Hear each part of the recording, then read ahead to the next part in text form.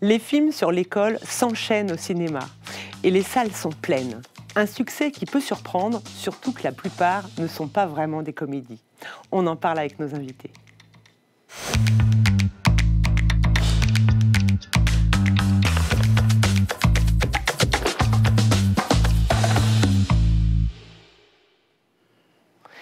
Émilie Théron, vous êtes journaliste et réalisatrice de 2 films sur l'école. Bonjour. Bonjour. Carole Desbarras, vous êtes essayiste, spécialiste du cinéma et ancienne directrice des études de la FEMIS. Bonjour. Bonjour. Et Emma Ferrand, journaliste au Figaro. Bonjour. Alors l'école a toujours été un terrain de jeu pour le cinéma, souvent pour des comédies, mais parfois aussi pour aborder des sujets beaucoup plus graves. Oui, on se souvient par exemple des Sous-doués ou bien plus récemment des bandes dessinées qui ont été adaptées au cinéma comme Le Petit Nicolas, Du Cobu ou bien Les Profs. Ce sont des comédies qui mettent en scène le drôle de quotidien des élèves de primaire jusqu'au lycée et qui réunissent assez facilement toute la famille. Il y a aussi d'autres types de films. Il y a ceux qui mélangent la comédie et le drame, comme Le Maître d'école avec Coluche, ou bien aussi Passe ton bac d'abord, pour en citer quelques-uns. Et puis il y a d'autres sujets plus profonds, effectivement, qui animent les longs métrages. Parmi eux, la journée de la jupe avec Isabelle Adjani, sur une professeure qui prend en otage sa classe, épuisée par la délinquance dans son établissement. Et puis il y a aussi les histoires d'amour impossible entre profs et élèves, comme le raconte Mourir d'aimer avec Annie Girardot, qui est basée sur l'histoire vraie de Gabriel Russier, qui s'était suicidé en attendant son jugement en appel après sa liaison avec un élève. Et puis, outre la fiction, il y a aussi les films documentaires qui intéressent beaucoup, comme vos films, Émilie Théron, d'abord Mon maître d'école et puis Être prof, qui mettent en lumière le quotidien des enseignants français, mais aussi d'ailleurs dans le monde. Alors ces dernières semaines, on a justement vu plusieurs films sur des sujets liés à l'école à l'affiche. Oui, rien qu'au mois de mars, 5 films sont sortis sur des sujets bien différents. Pas de vague met en scène un jeune prof de lettres qui est accusé à tort de harcèlement par une élève. L'éducation nationale qui est débordée lui demande de ne pas faire de vagues, en référence à un mouvement de 2021 qui était initié par plusieurs enseignants qui dénonçaient la pression des parents sur eux. Il y a aussi Bis Repetita qui parle quant à lui d'une prof de latin qui donne volontiers des bonnes notes, des 19, des 20 sur 20 à ses élèves pour qu'ils la laissent tranquille. Et puis dans le film La salle des profs, une enseignante est au cœur d'une histoire de vol dans le collège où elle travaille. Et puis donc encore une fois, outre la fiction, toujours les documentaires tels que Le monde est à eux, qui montrent des professeurs d'un lycée de banlieue qui se battent justement pour la réussite de leurs élèves. Et puis ça ne s'arrête pas là, parce qu'au mois d'avril, on a aussi eu la sortie du film Amal, un esprit libre, qui aborde la religion et le harcèlement à la fois des élèves, mais aussi des professeurs, qui peuvent être menacés par les parents. Et parmi tous les films que je vous ai mentionnés, eh bien, c'est celui-ci qui parle le plus frontalement justement de ce sujet de radicalisation et de violence à l'école. Alors j'ai une question, Émilie Théron. L'école, c'est bankable pour un producteur ? Pas forcément, non, pas forcément. En tout cas, moi, j'ai pas connu cette joie, que ce soit facile. Pour mon premier film qui est sorti en salle en 2016, Mon maître d'école, en fait, à l'époque, je faisais de la télévision, j'étais réalisatrice de films pour la télé, et j'ai pas trouvé preneur parce qu'il y avait déjà eu beaucoup de choses, et parce qu'en fait, il y en a chaque année, donc c'est vrai que c'est un sujet qui est très, très, très utilisé, très filmé. Donc, j'ai tourné toute seule. J'ai décidé de m'autoproduire parce que je n'allais pas laisser passer la dernière année de mon instituteur. Et c'est ensuite, quand j'ai montré les images à François-Xavier de Maison, qui montait sa boîte de production, et qu'il a vu le personnage en chair et en os, si je peux dire, qui m'a dit, mais là, en fait, on va le post-produire, je vais m'occuper du reste et on va l'amener au cinéma.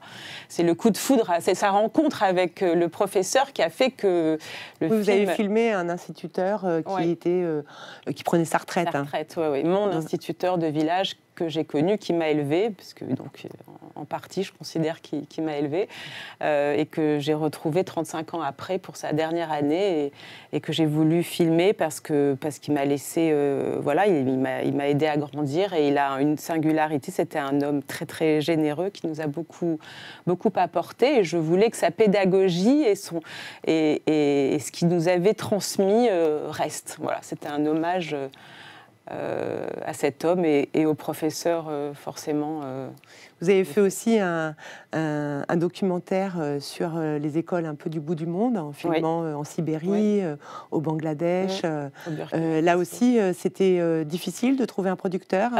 Non, là c'était plus facile. En fait, c'est le producteur qui est venu à moi parce que j'avais fait mon maître d'école et que je continuais à m'intéresser à la transmission. En fait, je voulais continuer à creuser cette idée que un professeur, un instituteur pouvait changer la vie d'un élève.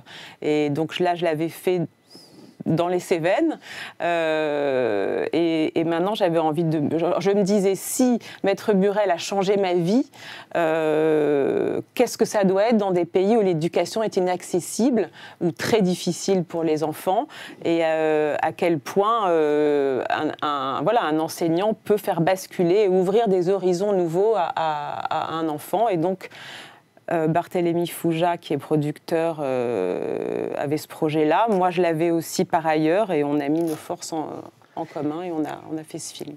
Carole Desbarras, ce qui surprend, c'est que moi j'ai connu beaucoup de films dans ma jeunesse où on riait beaucoup, des enseignants de l'école, avec des films comme Les Sous-doués. Là, ce qui change avec les films sortis au mois de mars et au mois d'avril, ce sont des films qui sont graves, qui ne font plus rire du tout. On ne peut plus rire avec l'école ? Je crois qu'on n'a pas trop envie en ce moment. On n'a pas trop envie parce que l'école vit des choses très dures. Et quand je dis l'école, c'est l'institution, les enseignants, les enfants, les parents. On est en crise, c'est clair. Et en fait, on riait beaucoup dans un certain type de film. Vous parliez des sous-doués, des profs, absolument, tout à fait. Du cobu maintenant. Mais il faut se dire aussi qu'il y avait quand même déjà des films qui parlaient des enseignants, mais sans faire rire, mais sans non plus les présenter comme aujourd'hui. C'était les films dans lesquels on présentait les enseignants comme des saints laïcs, qui allaient sauver les enfants, un peu. Celui qui vous a sauvé, les hussards de la République. Voilà, les hussards de la République. Tout à fait, les hussards noirs, vous avez raison, de la République. Et maintenant, on est devant autre chose. On est devant une crise mondiale, parce que ce ne sont pas les films dont vous parlez qui sont sortis, là. Il y a bien sûr des films français, mais il y a un film turc, Les herbes sèches. Il y a un film japonais, Innocence, de Koreeda. La salle de classe est un film allemand. Absolument. Amal, c'est un film belge. Et il y a un film hongrois aussi.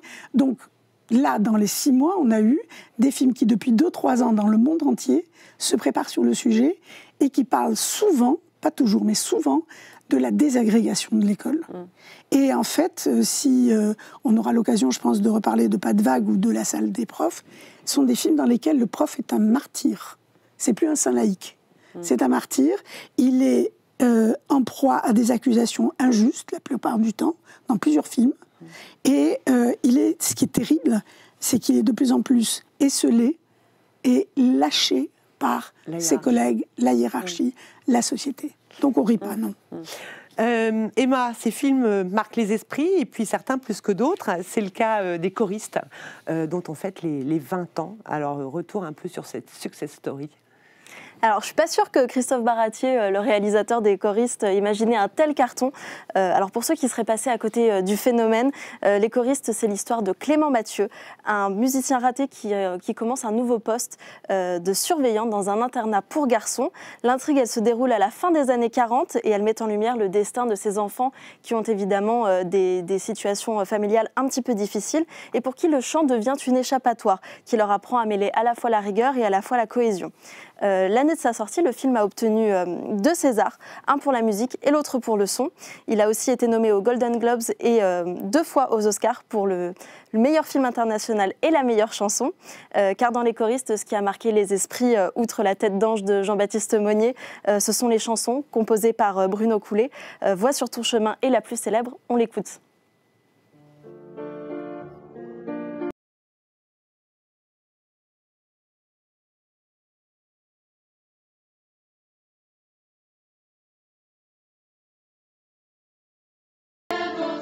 Voilà, donc peut-être que ça a pu réveiller certains souvenirs chez vous. Et donc cette chanson, ça a été un tel succès que même Beyoncé l'a reprise justement aux Oscars en 2005. Alors, une idée qui est un film qui a donné des idées à un certain Jean-Michel Blanquer. Absolument. En 2019, l'ancien ministre de l'Éducation nationale a mis en place, avec l'ancienne ministre de la Culture, Françoise Nyssen, le plan chorale destiné à développer une chorale dans chaque école et collège.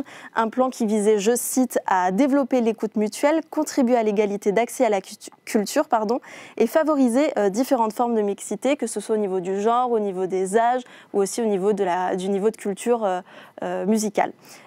Et donc, c'est exactement comme dans le film Les choristes, ça sert aussi à fédérer les élèves. À l'école, les chorales sont constituées par les professeurs et les équipes pédagogiques. En général, les heures de chorale, elles sont annexées directement sur les heures d'éducation musicale. Au collège, la chorale, c'est facultatif pour les élèves. Ceux qui souhaitent y participer ont 72 heures de chant dans l'année, avec au moins 1 heure de répétition par semaine. Et le reste est réparti en fonction justement des concerts et des événements qui sont organisés par les établissements. Et puis au lycée aussi, il y a la possibilité pour les lycéens justement de participer à la chorale aussi. Mais là, c'est un peu plus difficile pour eux parce qu'évidemment, quand on est au lycée et qu'on a le bac à préparer, eh bien l'emploi du temps est très très vite chargé. Carole Desbarras, quel est votre film préféré sur l'école et pourquoi? C'est un documentaire qui s'appelle Récréation de Claire Simon. Ça date de 1994. Et elle a planté sa caméra dans la cour de l'école primaire de sa fille. Elle n'a jamais filmé sa fille à ce moment-là. Et pendant 1 mois, elle a laissé les enfants s'habituer à elle. Et au bout d'1 mois, elle a filmé pendant les récréations qui durent 1 demi-heure les scénarios que les enfants se racontaient pendant cette demi-heure. Et il y a en exergue du film une citation de Spinoza, à mon souvenir, et un rapport à Shakespeare, parce qu'elle dit que c'est la lutte de pouvoir, et quiconque a regardé, comme vous, je pense, une cour de récréation d'enfants, c'est vrai qu'il y a une brutalité sans nom, il y a une cruauté, mais aussi une générosité, mais aussi une solidarité. C'est un microcosme humain, et moi je trouve qu'on montre les enfants comme ils devraient être montrés, à savoir pas comme des petits anges, pas comme des petits monstres, mais comme des êtres complexes. On va écouter une petite vidéo. C'est le témoignage du réalisateur de Amal, Un esprit libre, que j'ai vu hier soir, où il parle du rapport à l'autorité. Parce qu'on voyait déjà un petit peu ce qui se passe au niveau de l'école. Moi, quand j'étais jeune, quand le prof rentrait en classe, on se levait, on n'osait même pas contester un mot, une phrase de son cours, on était punis. Et les parents nous punissaient derrière, c'est-à-dire que les parents étaient du côté du prof, mais pas de l'élève. Aujourd'hui, c'est tout le contraire. Et on donne justement à ces jeunes tous les droits. Et automatiquement, ils contestent tout. Émilie Théron, quelle est votre réaction face à ce témoignage? Est-ce que c'est surprenant aussi de voir des films? Moi, c'est ce qui m'a marqué. J'ai vu tous ces films et j'étais très étonnée de voir la différence avec l'école que j'ai connue, où on ne contestait pas finalement le professeur, où les parents n'allaient pas se plaindre, n'allaient pas en délégation pour exiger, pour revendiquer. Ça, c'est très étonnant. On a pris l'habitude, les parents, nous tous, la société française, que l'éducation, les profs sont indus. C'est normal qu'il y ait des profs, c'est normal que les enfants soient éduqués, c'est un dû de la société. Et effectivement, on ne se rend plus compte, moi qui ai fait des films à l'étranger sur l'enseignement, on ne se rend plus compte la chance qu'on a, les parents, d'avoir des profs qui sont là pour enseigner ce qu'ils n'ont pas le temps d'enseigner et les prendre en charge et leur ouvrir l'esprit. Et puis voilà, les enfants ne se rendent pas compte forcément que en fait, l'école est importante pour eux et que surtout, ils y prennent du plaisir. Donc, je trouve que oui, on est beaucoup moins respectueux, on remet en question leur façon de faire. Et je trouve qu'ils sont de plus en plus dans des difficultés. Alors effectivement, aujourd'hui, ils ne peuvent plus, ça c'est très bien, on parlait de moi, quand taper des j'étais petites je me rappelle, j'étais petite, j'avais même des choses qu'on ne voit plus aujourd'hui, mais c'était dans les années 70, il y avait ma maîtresse d'école qui me gardait à la récréation, et dès que je me trompais dans une conjugaison, j'avais droit à une baffe. Non, mais ça, et je m'étais plainte à mes parents en me disant, quand même, elle me donne des claques à toutes les récréations, et quand je raconte ça aux jeunes, ils sont terrifiés. Et elle me dit « Ah oui, mais bon, en fait, mes parents n'allaient pas se plaindre. » Ils n'auraient jamais osé se plaindre au professeur. C'était comme ça. Et ça a beaucoup changé quand même. Ça a beaucoup changé, effectivement. Et puis, on a gagné en respect de l'enfant, et c'est important. Mais on a aussi perdu les gestes tendres. Ouais. Un professeur, avec un petit CP, quand il a mal au genou, aujourd'hui, Maître Burel, donc, que j'ai filmé, me raconte qu'il n'a plus le droit de le prendre sur ses genoux pour le soigner. Il le fait, évidemment, mais il n'en a plus le droit. Est-ce qu'il y a des pratiques à l'étranger qui vous ont, je ne sais pas, étonné et qu'on pourrait reprendre en France? Vous avez filmé quand même aux quatre coins de la planète. En tout cas, il y a une pratique que je retrouve dans tous les pays et qui fonctionne très bien, c'est faire rire les enfants. C'est désamorcer quand au bout de 2 heures, ils n'en peuvent plus d'apprendre des maths, surtout de tenir sur leur chaise. Je parle des primaires, évidemment, mais c'est valable jusqu'en 5e au moins. Et ça, l'humour, c'est une arme majeure pour les professeurs pour se faire entendre. C'est désamorcer, c'est les faire rire. C'est un petit théâtre, une classe. Il y a quand même 30 gamins qui vous regardent, 60 yeux rivés sur vous. Il faut que le prof tienne le spectacle, quoi. Il faut avoir des temps de concentration, des temps de rigolade, des temps de calme, des temps de discussion. Enfin voilà, donc c'est tout un rythme compliqué. Et l'humour, franchement, ça a fait passer beaucoup de choses et ça permet d'apprendre mieux ensuite. Carole Desbarras, vous avez vu les films qui sont sortis en salle? Oui. Vous avez vu Pas de vague? Oui. Et qu'est-ce que vous en avez pensé? J'étais très, très, très impressionnée. Alors évidemment, à double titre. Parce que le film est impressionnant, parce qu'il est taillé au scalpel, parce qu'il est d'une honnêteté, d'une volonté de droiture remarquable. L'autre chose dont je dois la confesser, c'est que Teddy Lucie Modeste, qui est le réalisateur, a été mon élève. Donc j'étais extrêmement émue de voir qu'il bien formé. Non, pas par moi, mais la transmission. Voilà, la transmission. Il faisait des choses aussi fortes. En fait, ce que j'ai beaucoup admiré, c'est que c'est pas un film dossier de l'écran. C'est-à-dire que sur la question des films sur l'école, à mon avis, il y a un axe qu'il faut prendre absolument, c'est la qualité du cinéaste. Vous savez, Samuel Goldwyn, de la Goldwyn-Mayer, disait « Pour les messages, il y a la Western Union. C'est pas la peine de faire des films. C'est pas... Voilà. Quand on fait un documentaire sur quelqu'un, on essaie de faire que cet instituteur que vous avez filmé soit le plus lui-même possible et qu'il passe vers les spectateurs. C'est ça qui comptait dans ce film-là. Vous voulez dire que c'est d'abord un spectacle avant d'être un porteur de message? Oui, et que si la force du point de vue du cinéaste, je veux dire par point de vue la mise en scène, l'image, la façon de traiter les acteurs, la façon de traiter le scénario, etc. Si c'est fort, quelque chose d'une vérité va passer. En tout cas, de la vérité qui est proposée par le cinéaste. Vous savez, le problème avec les films sur l'école, vous avez dû l'éprouver quand vous avez sorti le vôtre, c'est que nous sommes tous experts. Nous sommes tous passés par l'école. Ouais. Donc nous avons tous un point de vue là-dessus. Et ça rend les choses très difficiles. Ça le rend universel aussi. C'est pour ça qu'il y a tant de films sur les profs. Alors nous sommes avec Jean-Christophe Raymond, qui est producteur de Pas de vague. Bonjour. Merci de nous rejoindre. Bonjour. Que vouliez-vous montrer? Alors, j'ai votre ancienne professeure à la FEMIS qui est juste à côté de moi et qui vous félicite. J'ai une question. Que vouliez-vous montrer avec ce film?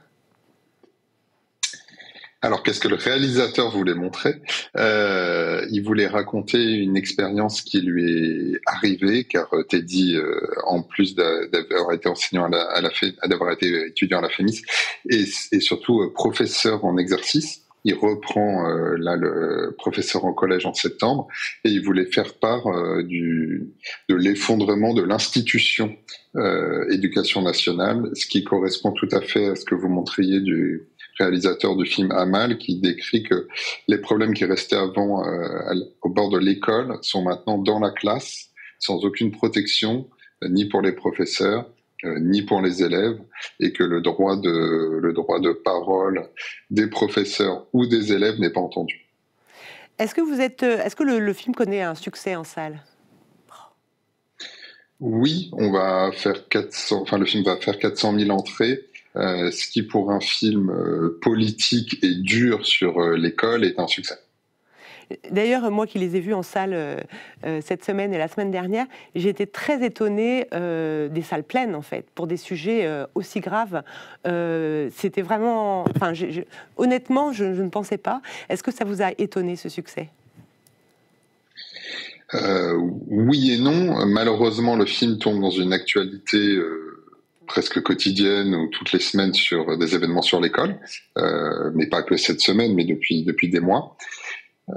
Après, sur le côté, il y a un côté marché du cinéma où on a en 1 mois et demi 4 films sur l'école qui sont sortis. Il y a eu le film allemand La salle des profs.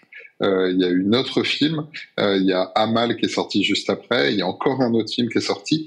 Et donc, il y a aussi un effet possiblement de répétition, dilution des entrées. Donc, on avait un peu peur, nous, de ça d'un point de vue marché. Après, on avait foi dans la qualité du film et dans le film que le film raconte une expérience personnelle, celle de Teddy, et cette authenticité et par ailleurs le regard de cinéaste, pour nous, semblait faire la différence, avec en plus l'incarnation de François Civil. Est-ce que vous avez eu des retours de l'Éducation nationale ou d'enseignants ? Alors, d'enseignants, beaucoup. Tous disant que l'expérience était celle qu'ils vivaient au quotidien. Pas forcément ce qui se passe dans le film, mais le déroulement des rapports aux profs et aux élèves et surtout aux directeurs d'établissement et à la hiérarchie de l'éducation nationale.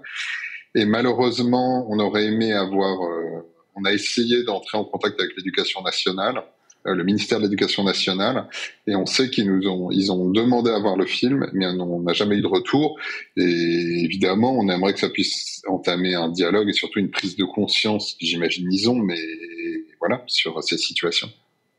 Est-ce que vous avez des réactions qui vous ont étonné de la part du public ?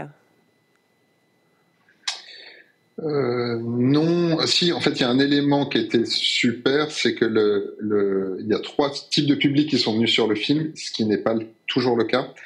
Des jeunes femmes entre 15 et 25-30 ans pour voir François Civil.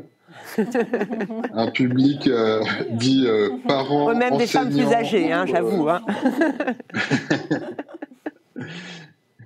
Un public entre 30 et 50 ans de parents, d'élèves ou d'enseignants. Et un public cinéma d'auteur, plus de 40-50.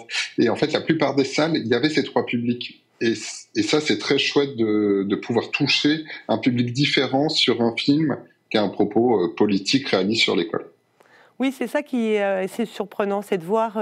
C'est pas un film drôle, hein, c'est émouvant, mais c'est pas un film très drôle. Et pourtant, vous rencontrez un public. Est-ce que vous avez envie de faire d'autres films, de produire d'autres films sur l'école ? Alors oui, mais alors déjà ce film, je le trouve extrêmement réussi, j'en suis très fier, donc j'ai pas envie de refaire le même film. Et je sais que Teddy a aussi envie de faire une autre proposition pour ses prochains films. Après, toutes les propositions qui peuvent toucher à des sujets de société, l'école en est un fondamental. Moi, j'y suis très attaché. Donc, si on me propose un film intéressant et fort sur l'école, oui. Après, je trouve que celui-là est dur à dépasser dans à la fois le discours, l'authenticité et le regard de cinéaste. Merci beaucoup. Merci Jean-Christophe Raymond.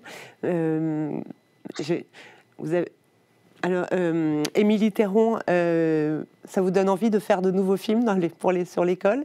Bon, j'ai envie de continuer à parler de la transmission et de son importance. En tout cas, oui, là, j'ai fait un film sur une chef d'orchestre qui s'appelle Zaya Ziwani, qui est une femme formidable qu'on a suivie pendant 3 mois.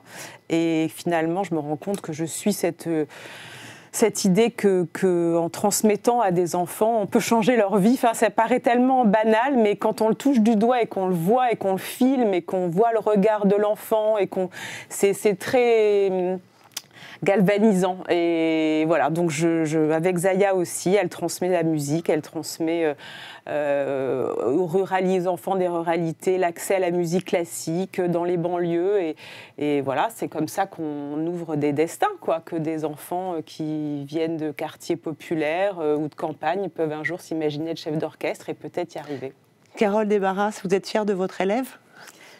Il y en a plusieurs dans le film. Ça, c'est une grande fierté. Je rappelle que vous avez été directrice des études de la FEMIS, la grande école de cinéma française. Ce qui est formidable, c'est qu'ils font un réseau entre eux. Et qu'effectivement, j'ai retrouvé des noms de chefs-op, monteurs, etc., ou de la même promotion, ou des promotions au-dessus. Et c'est un bonheur de les voir travailler ensemble, effectivement. Et je crois que Lucie Modeste est un cinéaste avec un avenir prometteur parce qu'il a une volonté d'intégrité et une pratique d'honnêteté, une authenticité qui font qu'effectivement, on est bouleversé par son film. C'est pour ça qu'on ne rit pas. Oui.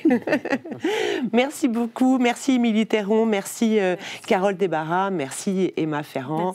Merci à tous et je vous dis à très bientôt dans une nouvelle émission de Paris d'École.